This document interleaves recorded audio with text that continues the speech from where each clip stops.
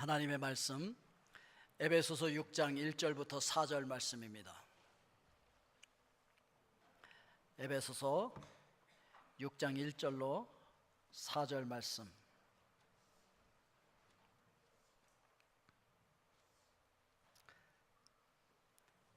우리 함께 합독하도록 하겠습니다. 자녀들아, 주 안에서 너희 부모에게 순종하라. 이것이 옳으니라. 내 아버지와 어머니를 공경하라. 이것은 약속이 있는 첫 계명이니 이로써 내가 잘되고 땅에서 장수하리라. 또 아비들아, 너희 자녀를 노엽게 하지 말고 오직 주의 교훈과 훈계로 양육하라. 아멘. 기도합니다. 은혜로우신 아버지 하나님, 존귀하신 말씀을 합독하였습니다. 말씀과 함께 성령님 운행하시며 각 심령 속에 직접 말씀하여 주시옵소서. 예수님의 이름으로 기도하옵나이다. 아멘. 예, 그렇습니다. 가정의 달을 맞이했고 오늘 5월 첫날 꽃주일이라고도 하는 어린이 주일입니다. 그래서 가정을 오늘 좀 생각을 해보면서 먼저 아버지의 교육을 생각을 해보려고 합니다. 오늘 4절 말씀에 또 아비들아, 너희 자녀를 노엽게 하지 말고 오직 주의 교훈과 훈계로 양육하라, 이렇게 말씀하고 있는데, 성경적인 가정의 그 구조적인 면을 보면은 아버지는 사상과 힘, 권위의 상징이 되고 있고, 그래서 주로 자녀의 IQ에 영향을 주고 그걸 냉철함으로 표현하고 있습니다. 그런가 하면은 어머니는 자녀들의 EQ에 영향을 주고, 그건 바로 사랑과 정서, 동정, 눈물로 상징되어지는, 총칭해서 사랑으로 통칭되어질 수 있어서 오늘 말씀의 제목을 냉철함과 사랑이라고 잡았습니다. 그래서 이 가정이라고 하는 것이 엄마와 아빠만 있어서 되는 게 아니잖아요. 거기 또 자녀가 있어야 되잖아요. 이게 바로 하나님의 형상을 보여주는 것이라고 전에 말씀을 드린 적이 있어요. 하나님은 성부, 성자, 성령 하나님이 삼위일체가 되셔서 하나가 되시는 분이신데, 이 모습대로 가정을 만들어서 아빠가 있고 엄마가 있고 자녀가 있는 것이죠. 잠언 19장 18절 말씀에 보면 내가 내 아들에게 희망이 있은즉 그를 징계하되 죽일 마음은 두지 말지니라. 그러니까 아들에게 희망이 있다, 이렇게 이야기를 하고 있습니다. 그래서 유대인들은요, 이 희망이 있는 데다가 투자를 하거든요. 그렇기 때문에 자녀에게 올인합니다. 이 자녀 교육에 있어서 1차적인 선생의 의무는 누가 가지고 있냐면 아버지 몫이에요. 그래서 아버지는 그 가정의 제사장이고 교사가 되는 것이죠. 히브리어로 아버지를 아바라고 부르는데, 이제 어린아이들이 발음을 좀 세게 하면 아빠가 되죠. 그래서 이제 히브리인 가정에 가면은 아빠라고 하는 소리를 이제 자주 듣게 되는 거예요. 그런데 이 아바라고 하는 것이 히브리어 알파벳 알렙, 베트, 끼멜 이렇게 나가는데, 처음 두 개 알렙, 베트를 가지고서 이 아바를 만든 거예요.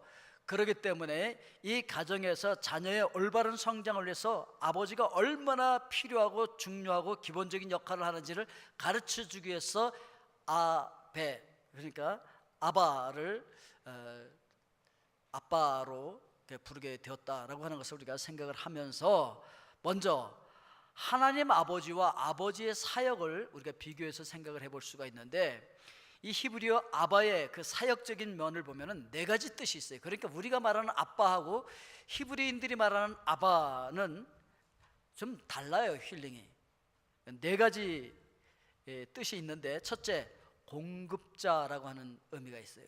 두 번째는 보호자, 세 번째는 인도자, 네 번째는 교육하는 자 또는 훈계하는 자, 이렇게 네 가지 사역적인 면이 거기 다 포함이 되어 있는 게 아바 속에 다 들어있다는 것이죠. 그래서 가정에서 아버지는 일용할 양식을 공급해야 되고, 자녀들을 외부로부터, 위험으로부터 보호해줘야 되고, 또 자녀를 좋은 곳으로 인도해주고 자녀를 하나님의 형상을 담도록 교육해야 할 책임이 아버지에게 있다, 이렇게 얘기하고 있는 것이죠.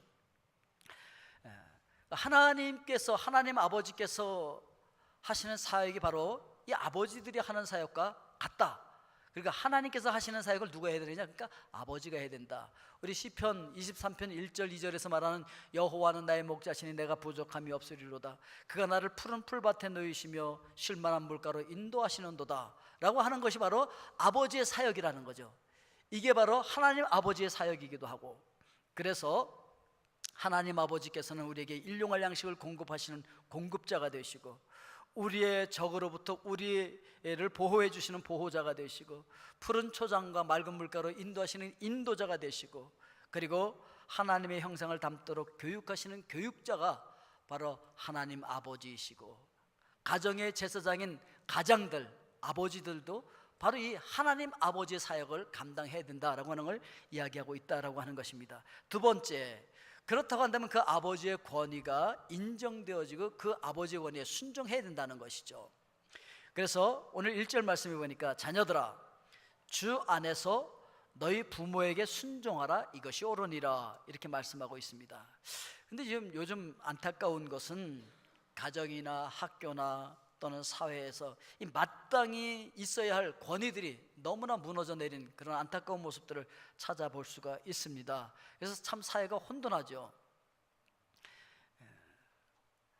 가정에서 권위 있는 아버지가 되기 위해서는 아버지가 스스로 투철한 신앙을 가지고 있어야 돼요. 그런 신본주의에 입각한 그런 사상을 가지고 있어야 자녀들에게 권위를 인정받을 수도 있고, 또한 또 자녀들을 매세 보호할 수 있고 가족을 보호할 수 있는 힘이 있어야 되고, 또한 잘 교육할 수 있는 그런 지식도 가지고 있어야 된다라고 하는 것을 우리는 찾아볼 수가 있습니다. 자, 그런데 이 가정에서 아빠의 권위를 세워주는 중요한 역할을 하는 분이 누구냐? 그건 바로 엄마예요.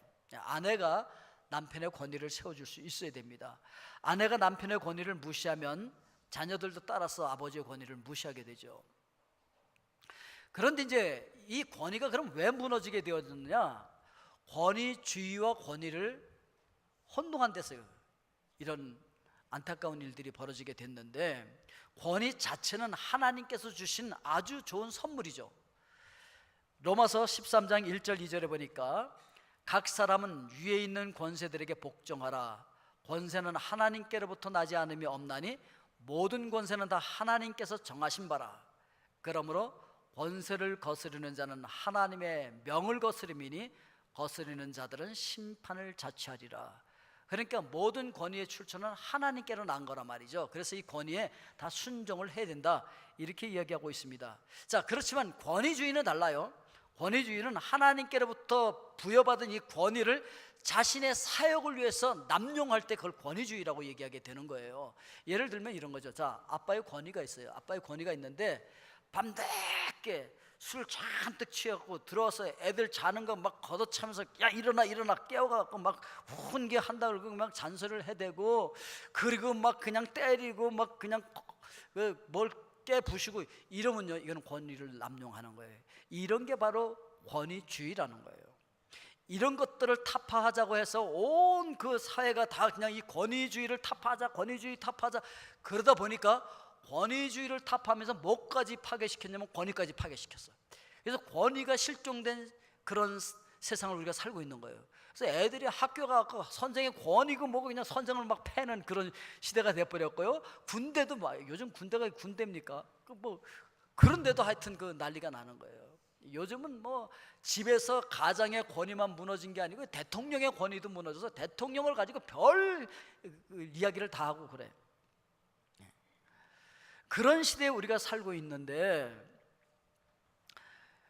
이 가장은 하나님께로부터 부여받은 이 권위를 가지고 어떻게 사용해야 되냐? 남용하면 안 되고 아내를 사랑하고 자녀들을 사랑함으로 말미암아 하나님께 영광을 돌리는데 이 권위를 사용해야 된다는 것이죠.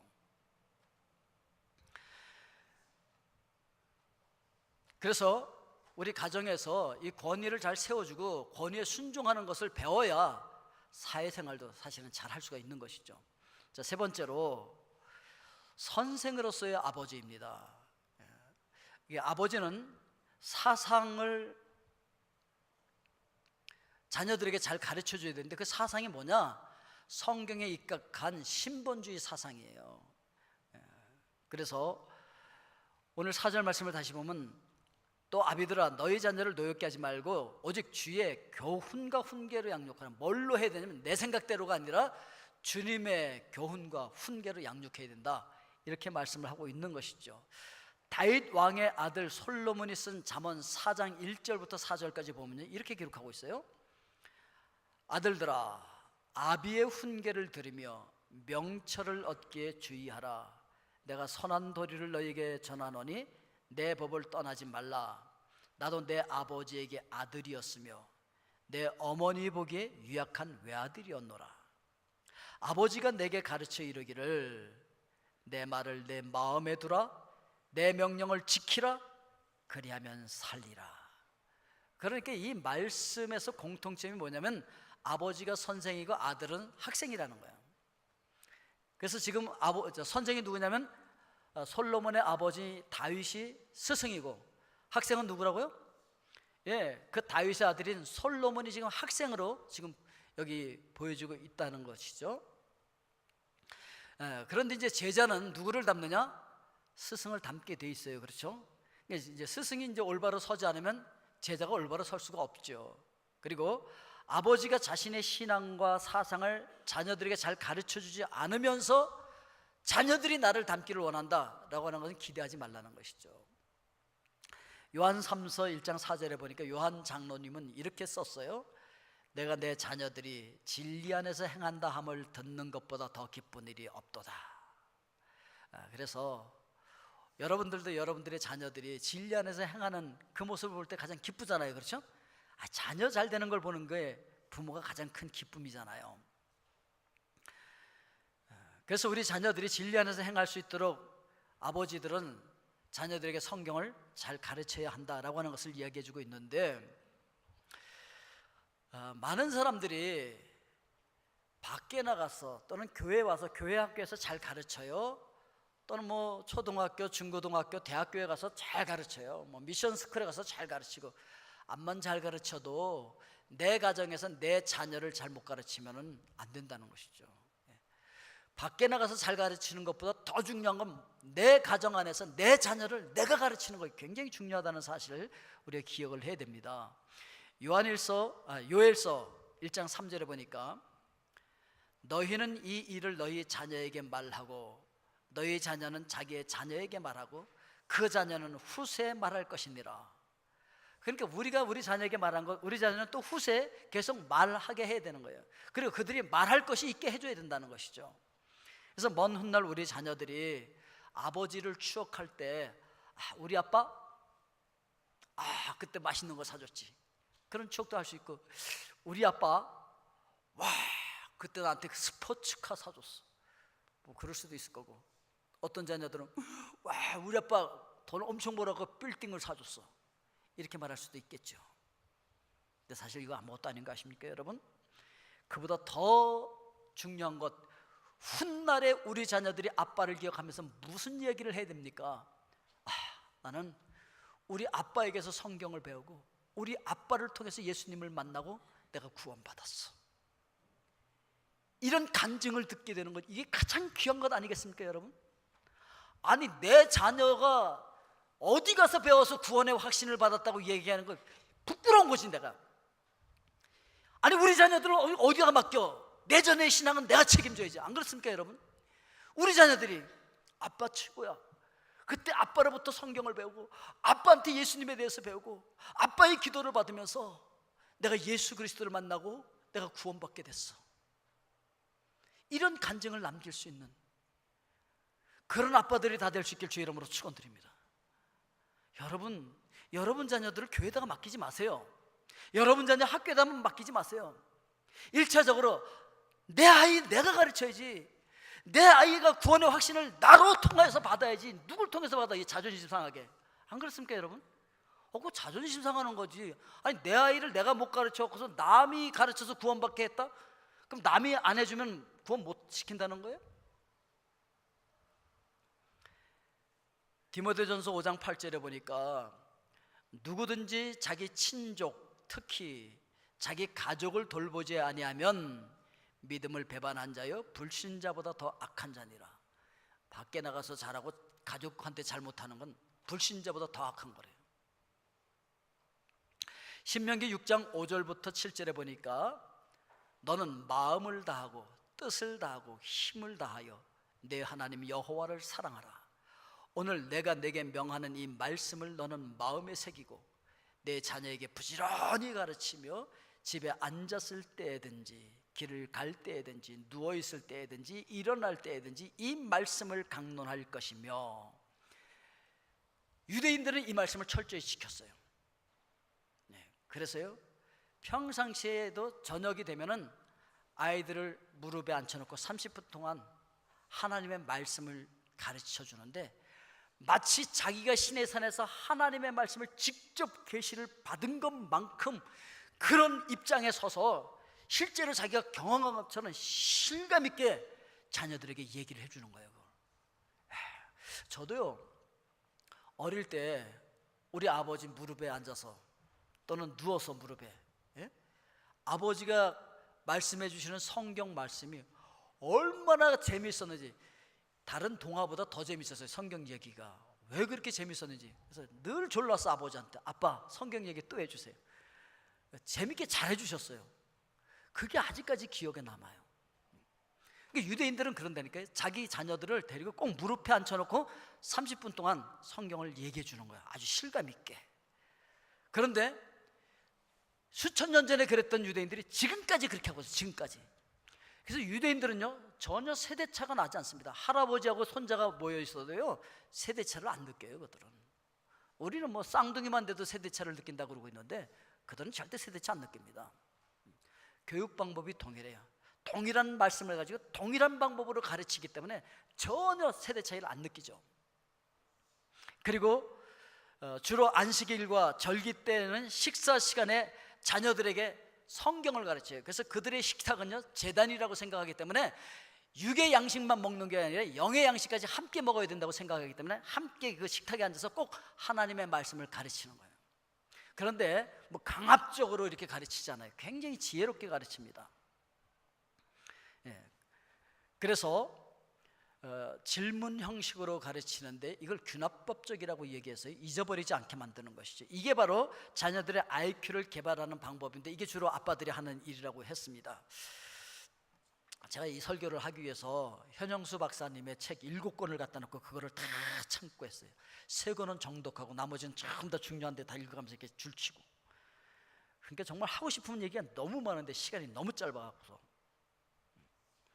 근데 그 책에 보면 이제 이 현영수 박사님이 유대인 가정에 직접 가서 이제 좀 양해를 구하고 그 하루 어떻게 사는지 좀 보게 해달라고. 그래서 이제 갔는데 이제 온 거 의식하지 않고 자기들은 자기 일 하는 거예요. 우리 같으면 야 손님이 왔으니까 오늘은 좀 들어가서 니네들 할 일 해라 뭐 이럴 건데, 전혀 개의치 않고 그들은 자기들 할 일을 하더라는 거예요. 손님이 왔어도. 그래서 아들을 데려가고 이제 4살짜리 아들을 불러서 데리고 와서 자기 무릎에 앉혀놓고 교육을 시키는 거예요. 이 코헨 씨 가정 이야기인데, 이제 아버지가 질문해요. 아들아, 지난주에 뭘 배웠지? 그러니까 아들이 삼손 이렇게 대답하는 거예요. 이제 4살짜리 아들이에요. 그러니까 아버지가 또 물어봐요. 삼손이 누구지? 이스라엘의 사사? 그러니까 삼손이 왜 힘이 셌지? 그러니까 아들이 머리가 길어서 이제 대답을 하는 거예요. 아버지가 물어봐요. 근데 왜 힘이 없어졌지? 아들이 이방 여자한테 머리를 깎여서 이렇게 대답하는 거죠. 그러니까 아버지가 또 물어봐요. 그러면 너는 어떻게 살아야 되지? 그러니까 아들이 이방 여자를 조심해야죠. 그러니까 아버지가 아유 착한 우리 아들, 이렇게 끝났어요. 그거 끝나는 게 아니라 이제 또 딸을 부르더래. 이제 또 딸 데려다가 이렇게 무릎에 앉혀놓고서 또 30분 동안 가르쳐야 되니까. 이렇게 유대인들의 교육은요, 끊임없이 질문하는 거예요. 질문을 통해서 대답하게 함으로써 이걸 균합법적인 교육이라고 얘기하는데, 좋은 질문은 좋은 대답을 이끌어낸다는 것이죠. 그리고 이제 유대인들은요, 질문을 해놓고 답을 빨리 못한다고 해서 모범답을 빨리 얘기를 안 해준다는 거예요. 그리고 계속 질문을 통해서 자기가 그 답을 찾아가도록 그렇게 이야기를 하고, 그래서 왜 그 답이 맞고 저 답이 틀린가에 대해서 논리적으로 질문하고 토론하면서 스스로 깨닫게 만들어줌으로 말미암아 고도의 분석적이고 할 수 있는 그런 사고방식과 분별력과 창의력 같은 걸 계속 키워주는데, 이게 바로 유대인의 그 IQ 교육이라는 거예요. 그래서 똑같은 사람인데 그 유대인의 가정에서만 자라나면 아이들이 머리가 좋아지는 거야. 창의력이 생기고. 네, 이런 교육을 통과했기 때문에 그렇다는 거죠. 이게 주로 아버지의 역할이었다는 거예요. 자, 그런데 이제 권위주의적인, 특히 이제 한국 그 아버지들이 교육한다면 어떻게 하겠습니까? 한번 여러분 생각해 보십시오. 이렇게 할 가능성이 있죠. 유대인식으로 하는 게 아니라 그 뭐 피곤하고 그 시간도 없는데 30분씩 한 명씩 데리고 할 게 뭐 있어. 얘들아 다 모여라. 그래. 다 모아 일단. 그리고 자, 사도신경으로 뭐 이제 이렇게 시작하는 가정이 틀림없이 많을 거예요. 그리고 찬송가 몇 장 부르자. 그리고 그다음에 거룩하신 사랑의 아버지 하나님, 뭐 이래가면서 이제 기도를 딱 한 다음에, 자, 오늘은 삼손에 대해서 배우도록 하겠다. 삼손은 이스라엘 시대의 사사였는데 힘이 장사였단다. 그 힘은 바로 긴 머리카락에서 나왔는데, 그러나 타락한 이방 여인 데릴라를 잘못 사귀는 바람에 머리카락이 잘린 후에 힘을 잃어버렸다. 그러므로 너희들은 예수 안 믿는 불건전한 여성을 조심해야 된다. 알겠냐? 그럼 이제 자녀들이 모여서 그때 딱 대답 하나 하는 거지. 예. 그럼 아버지가 기도 딱 한 다음에 마쳤다. 이제 나가서들 숙제해라. 그럼 이제 예. 그럼 이제 가는 거야. 보통 한국의 권위주의적인 가정에서는 이렇게 교육이 될 가능성이 크다는 거죠. 그러니까 얼마나 다릅니까? 예? 그래서 이렇게 그 권위주의적인 그런 엄한 분위기 속에서 교육을 받으면요, 부작용들이 나타나는데, 첫째, 이런 교육은 별로 효과가 없고 자녀들의 창조적인 추리 능력을 제한해 버린다는 거예요. 그리고 부모가 자녀를 노엽게 할 가능성이 크기 때문에 자녀들이 낙심할 수도 있다는 거예요. 그것도 몰라? 뭐 이렇게 되고 그러면은.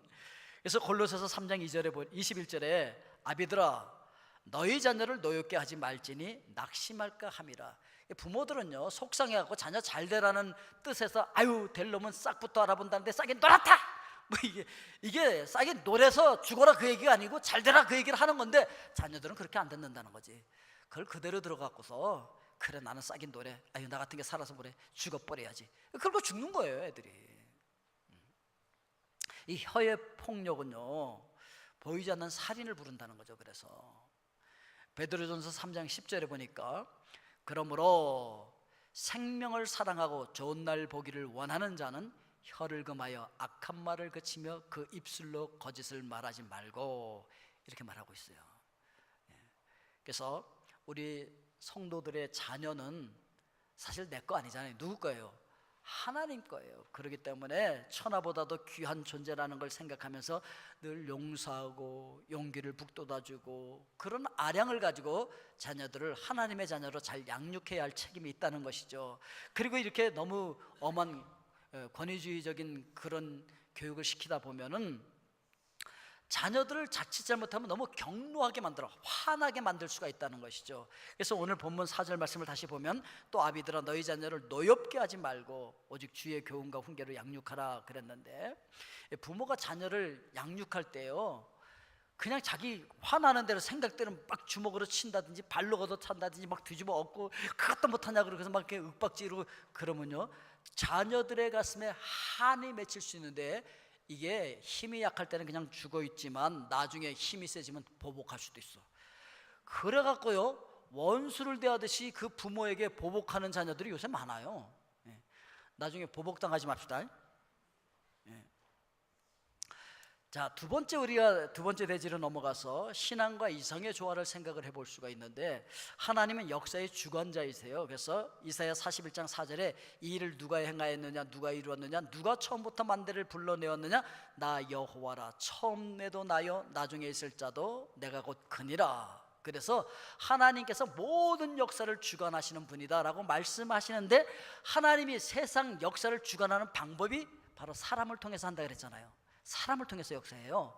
그런데 그 세상의 역사를 누가 주장하면서 움직여 왔느냐? 남자들이 했어. 남자들이 전쟁에 나가고, 남자들이 정복하고, 남자들이 통치하고, 남자들이 그렇게 역사를 주관해 왔는데, 그런데 그 남성은 여성들의 조정을 받아왔다는 사실 아십니까? 그래서 이런 말이 있어요. 남성은 역사를 움직이지만 여성은 남성을 움직인다. 그래가지고요, 역사를 움직였던 남자들 배후에 여자들이 반드시 있었는데, 그 어떤 여자였느냐에 따라서 흥망성쇠가 결정이 됐어요. 그 여자가 훌륭하면 흥했고 나라가, 여자가 잘못됐으면 나라도 망했어요. 그런데 이게 가정도 똑같다는 거예요. 가정도 그 가정에 있는 아내들이 어떠냐에 따라서 가정이 잘 될 수도 있고 망할 수도 있다라고 하는 것을 이야기하고 있습니다. 자, 그런 것을 우리가 생각하면서 그 남성은 주로 어떤 역할을 하게 되냐면 이성적인 쪽을 이야기하게 되고, 여성들이 맡은 쪽은 이렇게 마음, 즉 신앙 쪽을 이렇게 이야기하게 되어지는데, 이성과 신앙의 차이예요. 여러분들이 예수 그리스도를 나의 구세주로 믿게 되어지는 이유가 이성적으로 깨닫고 지식적으로 알아서입니까? 그냥 마음에 감동돼서 믿어서입니까? 어떤 거예요? 어느 쪽이 맞습니까?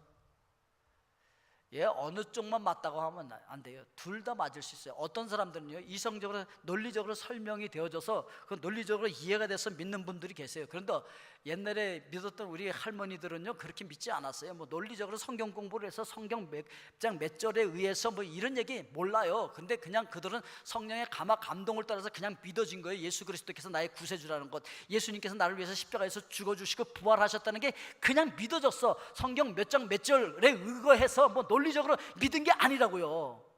그래서 둘 다 맞아요. 둘 다 맞는데, 히브리서 11장 1절부터 보니까 믿음은 바라는 것들의 실상이요 보지 않는 것들의 증거니 선진들이 이로써 증거를 얻었느니라. 믿음으로 모든 세계가 하나님의 말씀으로 지어진 줄을 우리가 아나니 보이는 것은 나타난 것으로 말미암아 된 것이 아니니라. 그러니까요, 이 믿음이라는 것은 그냥 뭐 이렇게 논리적으로 설명이 되기 때문에 믿은 것이 아니라는 거예요. 그래서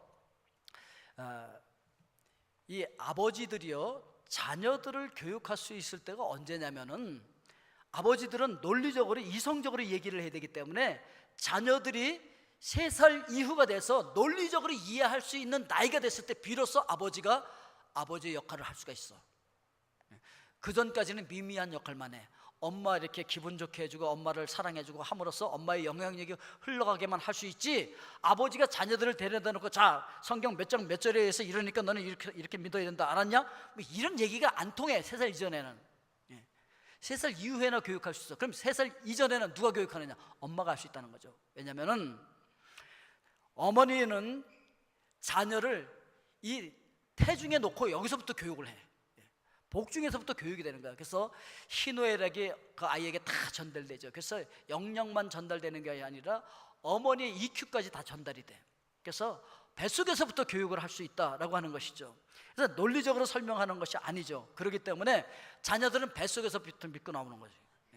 그래서 보통 어떤 사람들 보면 저는 모태신앙의 그런 사람들은 뭐냐면 난 뱃속에서부터 믿었다 이거 얘기지. 뱃속에서부터 어머니의 신앙의 영향을 받았다, 그 얘기를 하고 있는 거예요. 실제로 그 영향을 줄 수 있다는 것이죠.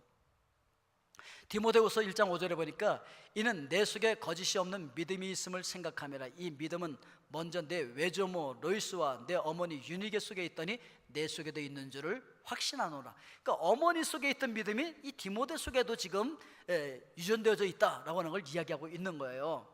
자, 그리고 세 번째, 신앙이 이성보다 그래서 우선한다라고 하는 거예요. 그러니까 이성적으로 깨닫기 전에 벌써 믿을 수 있다는 거죠. 로마서 10장 10절에 사람이 마음으로 믿어 의에 이르고 입으로 시인하여 구원에 이른다. 그러니까 내가 논리적으로 뭘 하기 전에 벌써 마음으로 믿을 수 있다라고 하는 걸 이야기해주고 있는 것입니다. 그래서 어머니의 신앙이 자녀에게 이렇게 유전되어 줄 수 있기 때문에, 이게 영향을 줄 수 있기 때문에 어머니의 신앙이 중요해요. 우리가 처음에 뭐가 중요하다고 했어요? 아버지의 교육이 중요하다고 했는데 사실은 어머니의 신앙이 굉장히 중요하다. 그래서 어머니의 교육을 얘기하는데, 이 어머니라고 하는 단어에는요, 믿음, 진리, 아멘 이라고 하는 뜻이 거기서부터 파생돼 나왔어요.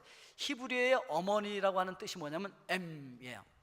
그러니까 히브리 가정에 가면 아빠 부를 때 아바를 조금 애들이 세게 하니까 아빠, 그리고 엄마 엠마, 엄마, 엄마를 부르는 것처럼 우리는 엄마로 들려. 그게 걔네들은 M 부르는데. 예. 그래서 아빠 엄마를 부르는데 이 M이라고 하는 단어에서 신앙, 그리고 진리, 그리고 확인 또는 동감을 나타내는 아멘, 이것들이 다 나와서 거예요. 세 개가. 그러니까 이걸 종합해 보면 어머니는 가족의 신앙과 진리와 아멘의 역할을 해야 된다는 거예요.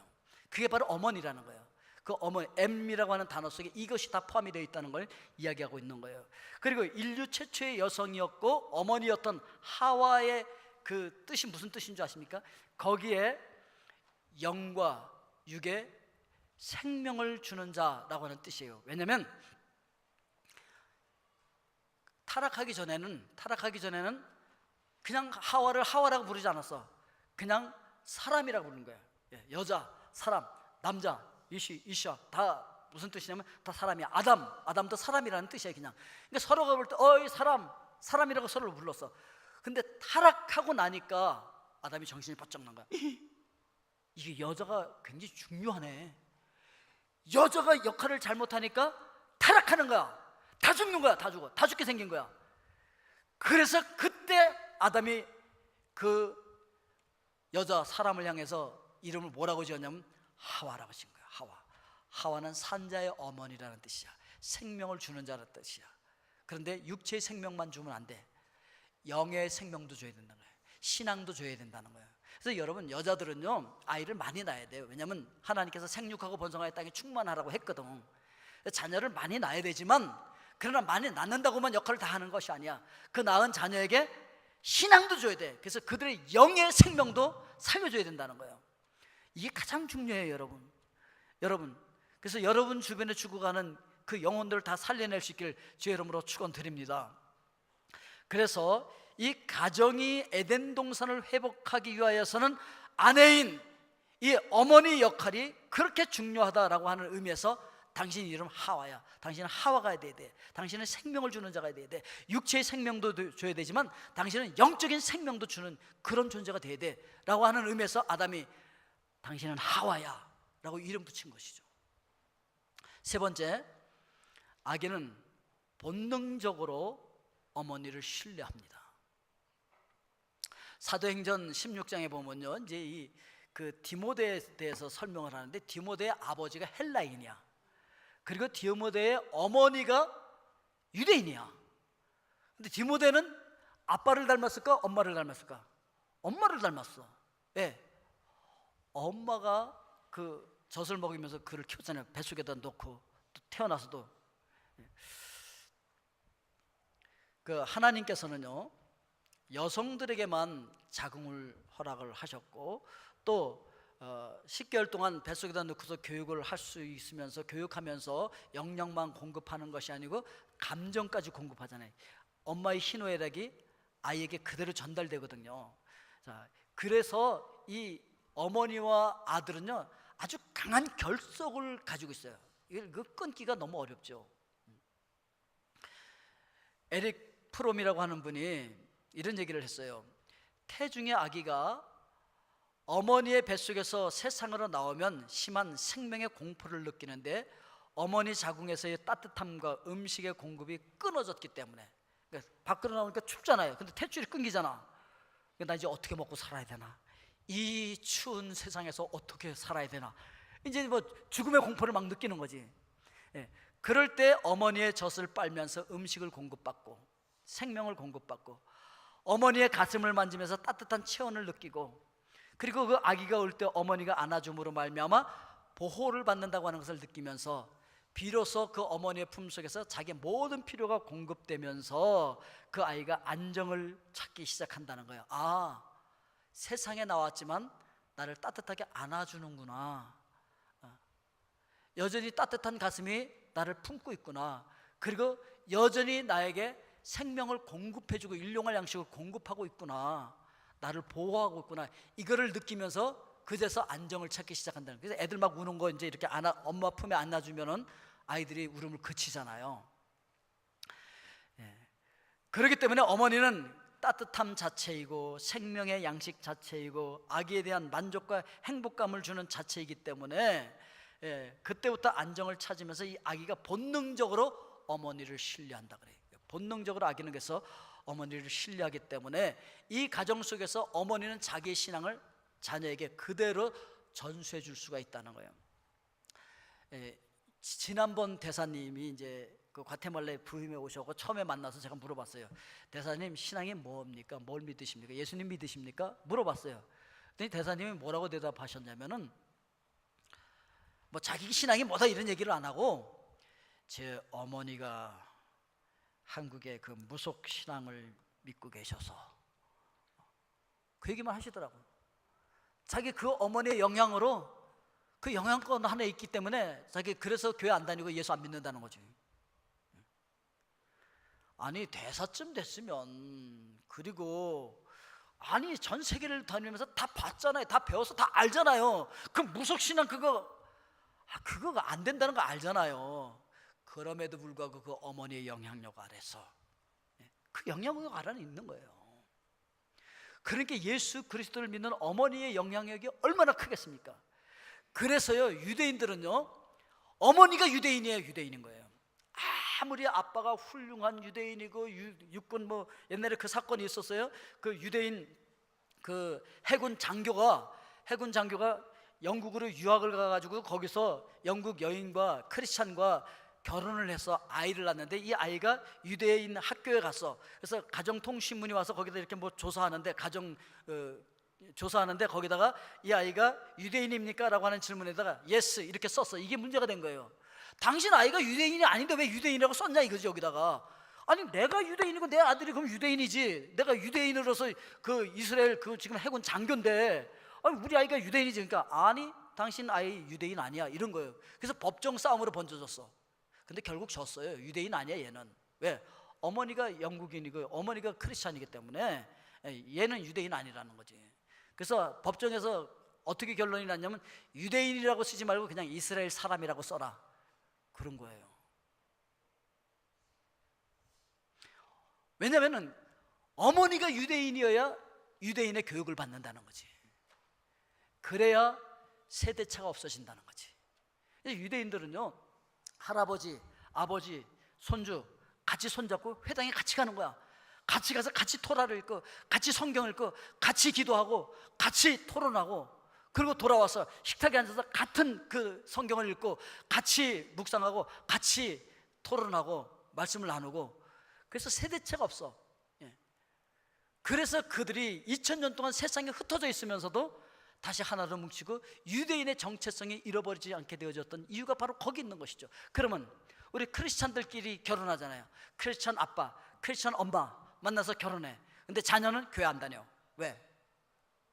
성경대로 안 하니까. 가정에서 교육을 안 하니까. 가정에서 성경 교육을 안 하니까. 어려서부터 신앙 교육을 안 하니까. 젖을 물리면서 신앙 교육을 하지 않았고, 자라나는 아이들을 앉혀놓고 아빠들이 무릎에 앉혀놓고 성경 교육을 안 했으니까, 신앙 교육을 안 했으니까, 그리고 교회 탓만 하고 있으니까, 학교 탓만 하고 있으니까, 세상 탓만 하고 있으니까 자녀들 다 떠나는 것이죠. 유대인들은 그래서 안 떠나는 거예요. 오늘 여러분들도 성경대로 여러분 가정에서 자녀들을 잘 교육함으로 말미암아 하나님의 아들, 딸로 키워낼 수 있기를 주의 이름으로 축원드립니다. 기도하겠습니다. 은혜로우신 아버지 하나님, 꽃주의를